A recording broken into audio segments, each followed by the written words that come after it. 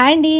పనంతా తొందరగా అయితే ఈరోజు అయిపోయింది. క్యారేజ్ వెళ్ళిపోయింది, టిఫిన్ అయిపోయింది, పనులన్నీ అయిపోయినాయి. ఇంక నేనైతే టిఫిన్ చేద్దామని చెప్పి రెడీ అయిపోయాను. ఇదైతే మాత్రం నాటుకోడి. అక్కకి నిన్న గోంగూర బోటి వేసిస్తే నాకు నాటుకోడి అయితే పంపించింది. అక్క అయితే మాత్రం కూరలు చాలా బాగా చేసిద్ది. నాకన్నా కూడా అక్క చాలా బాగా చేసిద్ది. నాకు అక్క కూరలు అంటే చాలా ఇష్టం. ఇంకా ఈ అట్టుల్లో అయితే మాత్రం వేసుకొని తినేస్తున్నాను. చట్నీ కన్నా అట్లలో ఇట్లా చికెన్ కర్రీ అయితే మాత్రం చాలా బాగుంటుంది. నాటుకోడి కదా, ఇంకా టేస్ట్గా ఉంది.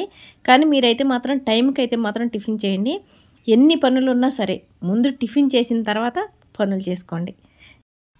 బావైతే మాత్రం పొద్దున్నే 7ంటికే వెళ్ళిపోయాడు. ఇంక ఒక్కదానికే నాకు టిఫిన్ చేయలేక అందుకే మీతో మాట్లాడుకుంటూ టిఫిన్ చేసి ఇలా కాఫీ అయితే మాత్రం తాగుతున్నాను.